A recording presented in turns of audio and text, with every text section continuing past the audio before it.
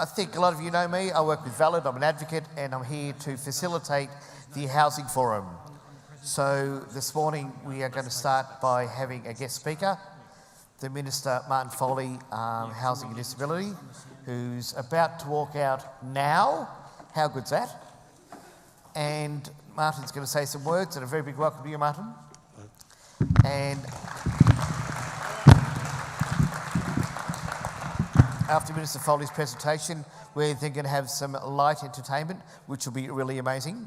And then we've got a panel discussion of people talking about their story with accommodation involving people with disabilities. So enjoy the function. Over to you, Martin. Oh, thanks, John. And I'm glad to establish that I'm actually not the light entertainment. So that's a positive. Although some people might take issue with that. And I also note that sadly I couldn't come to the big function last night. I went last year and I was very keen to get back, but it clashed with Parliament. So my apologies. So I thoroughly understand why perhaps the room isn't as full as what one might expect on days 1 or 2 of the conference. And can I thank John for that kind introduction, and can I begin by acknowledging that we meet here on the traditional lands of the first peoples and first owners of this place, the people of the Kulin Nation, and particularly the Wallarong people. And I pay my respects to elders of that culture and those people, the longest continuously operating culture on the planet, and we acknowledge their special relationship. Can I particularly acknowledge Dot Lee, the President of Valid, Kevin Stone, the inspirational CEO, and you, John, for your continued important work, not just here, but in fact internationally in this area, and all the fantastic people at this conference. And yet again, here we are at your Having a Say conference, and whilst I sadly missed the first 2 days, tacking along on the back on the future housing and accommodation options section is just as important in terms of the many pillars that go towards making the National Disability Insurance Scheme, and being both the Minister for Disabilities and the Minister for Housing in the Victorian Government gives this a special importance to my portfolio and our work. Because of course we know that with the National Disability Insurance Scheme rolling out, particularly as we sit here in Barwon in the middle of what was one of the national trial sites, we know that the future for housing and accommodation options, when we talk about housing reform for people with disabilities, is perhaps one of the most central elements of change that we are facing under the NDIS. So we need to place the changes that are happening in housing and disability housing in particular in the context of the overall extremely big cultural and service delivery reforms that we are seeing in the National Disability Insurance rollout. It is not just about housing reform, it's not just about quality and standards, it's not just about workforce development, skills and growth, it's not just about the introduction of a market system, it is about all of those things coming together in this national project of making sure that we transform the way in which we not just deliver disability services, but we transform the cultural way in which we appreciate and see disability services and people with disability in their quest to make sure that that goal of an ordinary life comes together for people. So housing and accommodation reform is an important pillar in that national discussion. And the work of Valid in particular here in Victoria and other advocacy groups and other self-advocacy groups has always been important to that process of change. It's probably now even more important than it has ever been in helping people make sure that the National Disability Insurance Scheme transition works for you.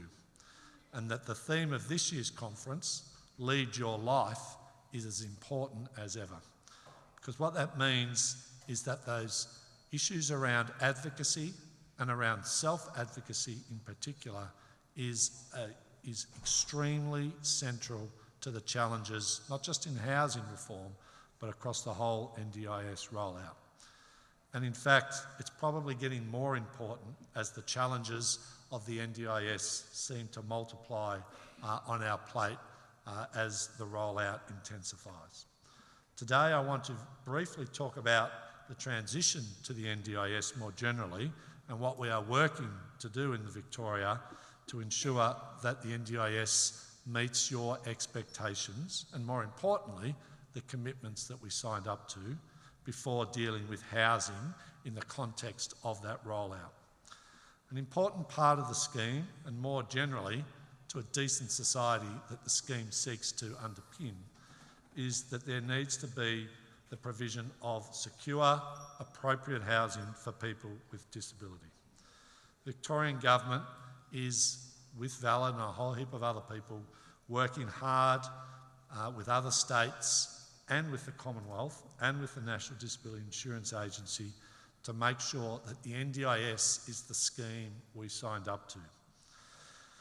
Some would say that we're having to work harder than we perhaps thought we would have when it comes to the federal government to make sure that that goal is delivered, but that would be for others to judge. The National Disability Insurance Scheme delivers, as we all know, support that is based on participants at its heart choosing the types of support that they need and that they lay the foundations for that kind of ordinary life that they wish to pursue. And that needs to be an NDIS that uses the insurance model to approach planning and support delivery properly funded and properly priced. And needs to be an NDIS that reflects each participant's goals and aspirations so as to enable you to participate in such a way, as this conference rightly describes, to lead your own life. In Victoria, we will continue to work with people with disability, their families and their carers, advocacy groups, self-advocacy groups, unions and other supportive organisations who sign up to that goal. Because that was the national goal we all signed up to in 2013, and we at least will be making sure that as we hit that review that was always scheduled for this year through the Productivity Commission nationally, that continues to be at the heart of it. That's why we are working with the National Disability Insurance Authority and the Commonwealth to make sure that the transition goes as smoothly as possible, acknowledging substantial bumps on the road as we do that, and that the NDIS is that scheme that we all signed up to.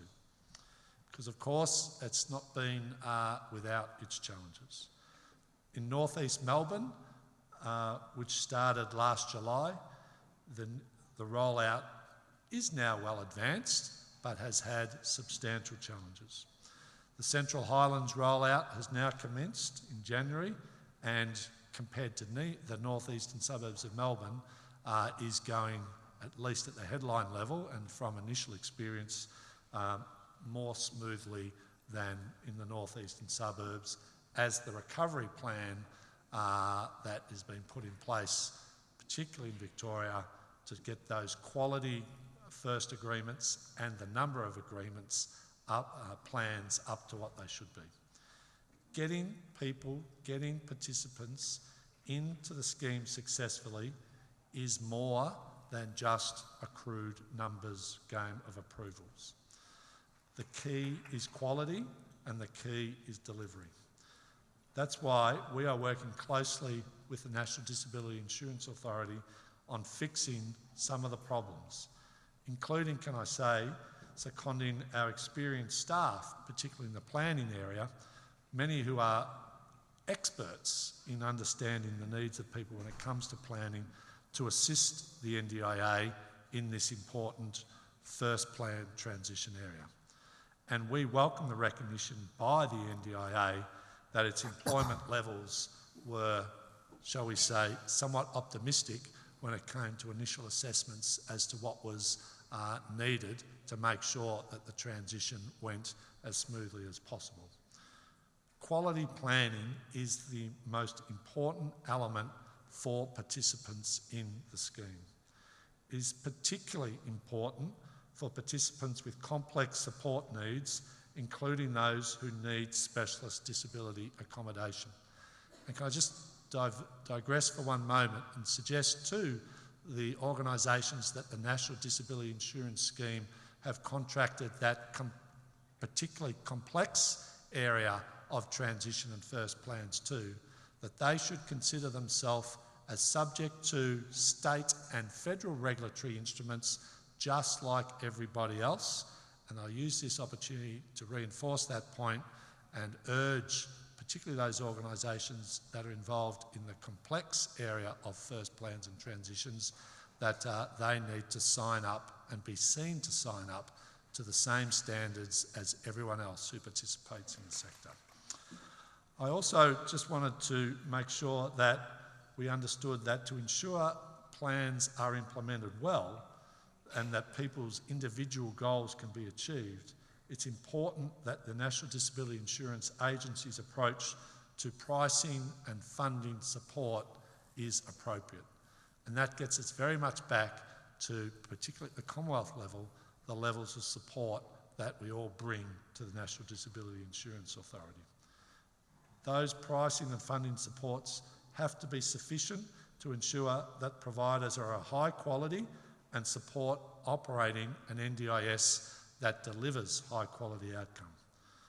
And perhaps nowhere is price as important to participants than when it comes to making sure that you have a roof over your head and that you have control of the services that go with that package.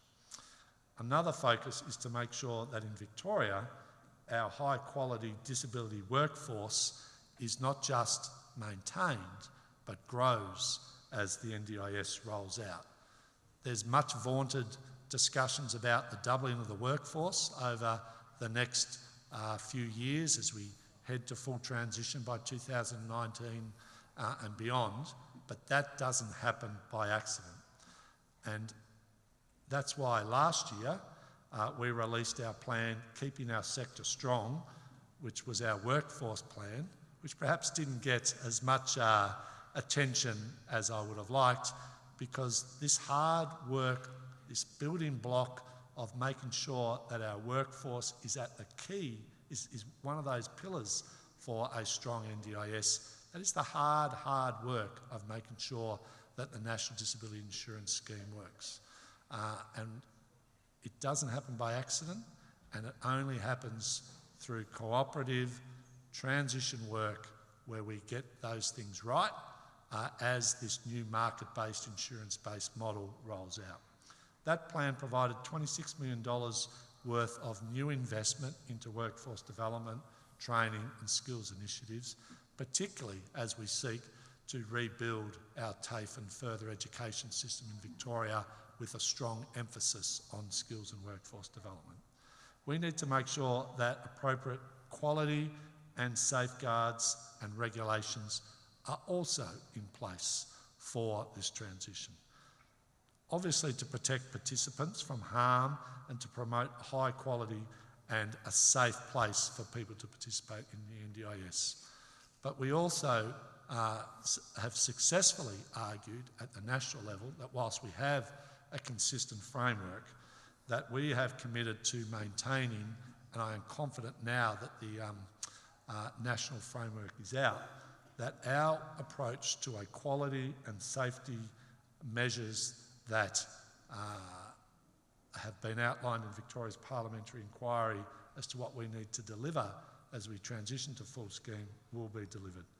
We've worked pretty hard to make sure that the National Quality and Safeguards Framework is at least as comprehensive as the current Victorian framework, and where it's not, we will make sure it is through the provisions of essentially being able to plug Victoria's commitment and in many cases reality to a better scheme when it comes to quality and standards over and above that national framework. And in that way, as we move towards a national market in this area, we believe we can set the standards for quality and framework of standards when it comes to the levels of safety, quality and support as the NDIS rolls out. So our response to the parliamentary inquiry into abuse in the disability sector rightly set as its goal the development of a zero tolerance strategy to abuse. We will strengthen the powers of the Disability Services Commissioner as outlined in that report, and we will, based on the recommendations in that report, expand the disability worker exclusion scheme along the lines set out there, and we will institute our workforce accreditation and registration scheme to make sure that participants have confidence in the level of workforce standards that they are purchasing. The right people is not enough of and by itself. We need to make sure that on top of that, they are surrounded by the right regulatory and funding support. All of which is a long way of getting to the issue of today, housing. Because you can't have proper housing set out in support of the NDIS unless you've got the whole ecology and the whole infrastructure of the National Disability Insurance Scheme, as promised, set out appropriately. So making sure that in that context, housing is a central element of the NDIS choice and control empowerment model, you need to get those other elements right. So safe, affordable and secure housing for people with disabilities is what the NDIS promised, particularly when it comes to mainstream housing offering options for people with disability. The Productivity Commission, way back, originally calculated about 6% of all NDIS participants would be assessed to have some form of specialist disability accommodation. They thought that in Victoria, by the time we got to full rollout, that would be about 6,300 people here in Victoria. Strategies to make sure that we improve access to and the quality of affordable and accessible housing options was central to that National Disability Insurance Scheme commitment. And so too is supporting people with a disability who are not eligible for SDA to live independently and to change the way that we view supported accommodation, which has traditionally been focused on those 24-hour support group settings.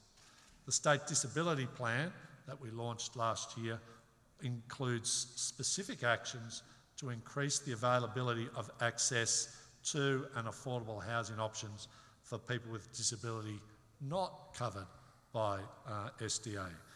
But we want to make sure that we have more to say about that as we roll out the State Disability Plan.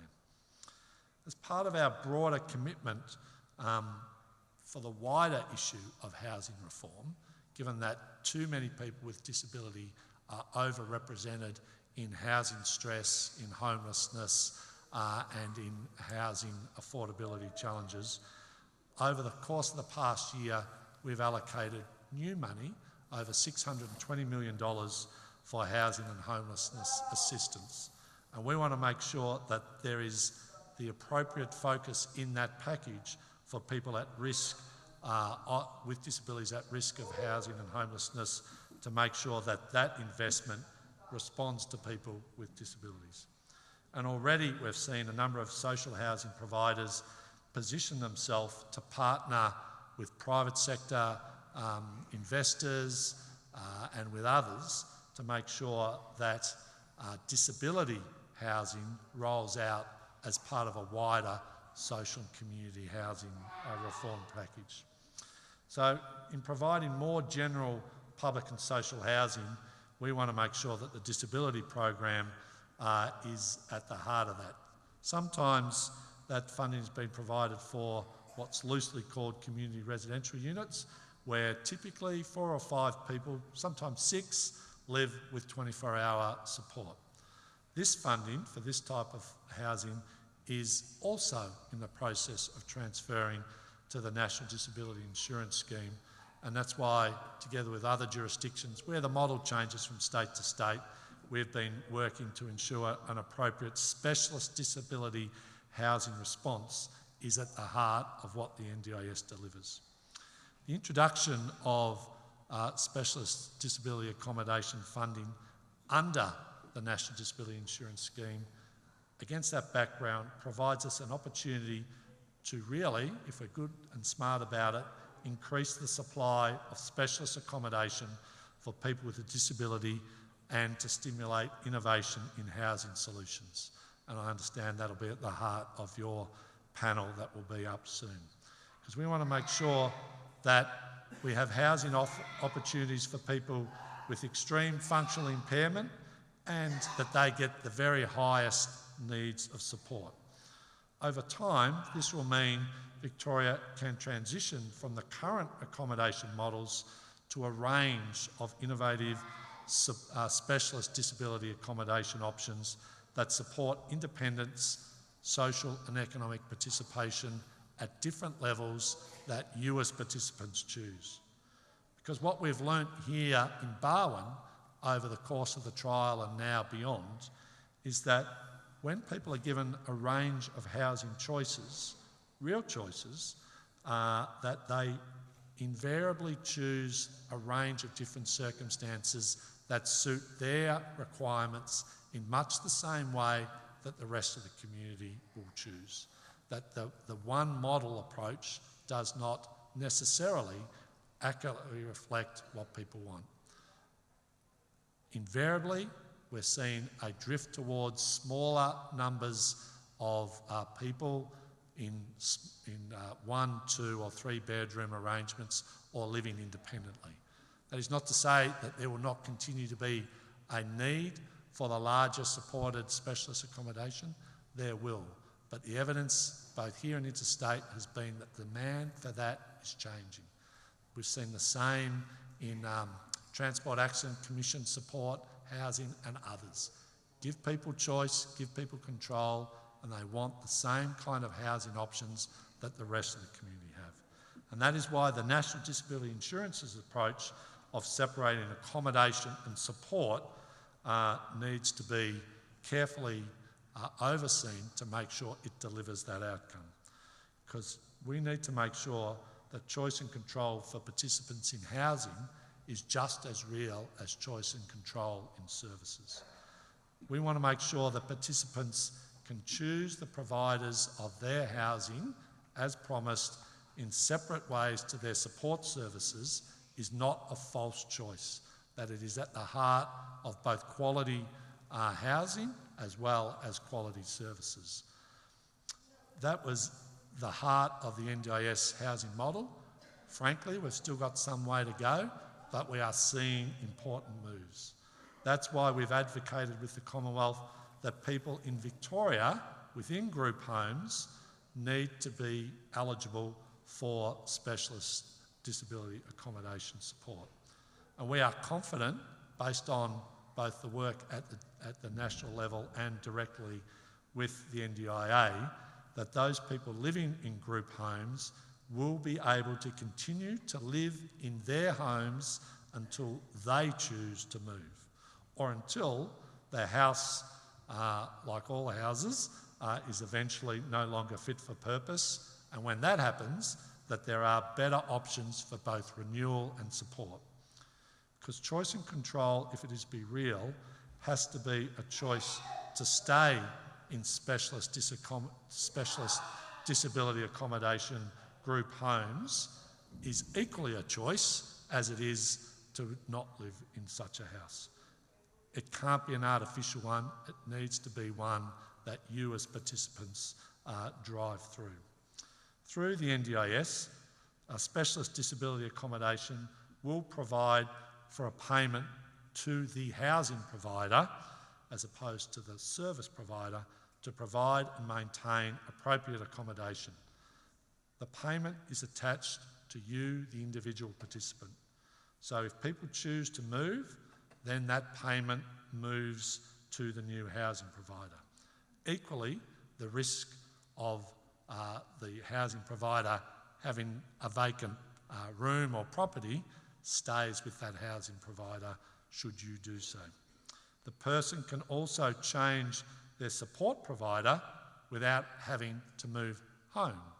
That is the rationale at the heart, which is a pretty big change and fairly disruptive at lots of levels, but as we've seen, at the heart of that innovation, choice and control model. But what we know is that not everyone, as I said, wants to necessarily live in a group home, but where it's needed and where people choose to do so, the support needs to be there ongoing. And we know that under the NDIS scheme, there are different payments for different types of properties, locations, and for existing or new properties, and that they reflect different costs and preferences in the NDIA's payment models. The payment system rolling out under the NDIS is higher for new properties, and we are working to ensure wherever we possibly can through our wider social housing investments and reforms, that this stimulates investment in new, additional innovative housing. But this means payments subsequently under what the NDIA are calling legacy houses is lower, making bigger and older homes more problematic in the longer term for funding from the NDIA. Decisions about the type of housing, the location of housing, and the housing provider are really, really important parts of the planning process that participants, in association with their advocates, in association with with other forms of support, that need to be got right. The fact that we're rolling that out at the same time as the housing reform shows just how far this whole NDIA process, as central as it is to so many good outcomes that we've seen, still has substantial way to go. Through transition, the Victorian Government will continue with a way to manage vacancies, ensuring that the protections for particularly group accommodation houses under the Victorian Disability Act will continue to apply. Policy decisions are needed to finalise tenancy protections for those people in specialist disability accommodation post-transition, and we need to make sure again that we don't abandon the field for regulation here, because we want to make sure that those post-transition and post-rollout of the NDIA, that there should be support, that there will be support for those people in specialist accommodation to make sure that their rights complement and build on that necessary outcomes in housing, as well as supported through the National Quality and Safety Framework approach. There are a huge number of other policy matters that we're still working on and working through. And one of them is the future operation of houses that are part of the state's shared support accommodation program. There are about 1,030 group home properties owned by the Victorian Government and non-government organisations in Victoria. The government is the biggest owner of those at about 700. A large proportion of those 700 are actually also operated by the government in terms of service provision and staffing. And about a third of the homes owned by the government are leased to non-government agencies. The Victorian Government's aim is for the continued provision of specialist disability accommodation and for the protection of residents' rights in those houses as we transition to that brave new world of funding for the asset as opposed to funding for the services that will roll out in those housing. With all of that disruption, there is in fact substantial opportunity. That's why we want to make sure that we achieve innovative housing options that lead to better outcomes for you. We want to make sure that there's an increase in the amount of and diversity in specialist disability accommodation that allows people that choice to what form of disability accommodation they want to live in. We want to make sure that there's a big enough and diverse enough pool of providers of housing to make sure that that choice and control isn't just rhetoric, but it's reality.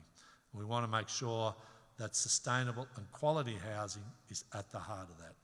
So the future operation and ownership of the model of houses needs to be considered as to how we achieve those goals. It's a complex policy matter which we are committed to working through. Crucial to this is the work that Valid in particular, but a whole heap of other diverse stakeholder groups are involved in. We want you to have your voice heard in that process. Continuing to hear the views of people with disability, their families and their carers on this in particular, but that whole array of policy matters is really, really important. Consultation and engagement is at the heart of that. And sometimes it's extremely frustrating and extremely time-consuming. Seems like 2 steps forward and 1 step back, but sometimes it's 3 steps forward and 2 steps back. The future provision of specialist disability accommodation is central to the future of the National Disability Insurance Scheme and for your future as people with disabilities. It will be your home, and it will be the home of those that you love and care for. In addition to the consultation that we've got underway, we have established a broad-ranging implementation task force under the National Disability Insurance Scheme, which I co-chair with the Special Minister for State to advise about all of these complexities of the National Disability Insurance Scheme. I want to take this opportunity to thank Valid, not just for their leadership in advocacy in that whole process, but their input into so many areas of the complexities that the National Disability Insurance Scheme is seeing occur. You're lucky to have Kevin and his team on your side, but I think you know that. But Victoria is lucky to have Kevin and his team driving our position to make sure that we lead the debate on all of these issues about the National Disability Insurance Scheme. The task force has a number of working groups, including one on housing, and that's already had enormous input into the development and operation of specialist disability accommodation and on disability inclusive housing more generally.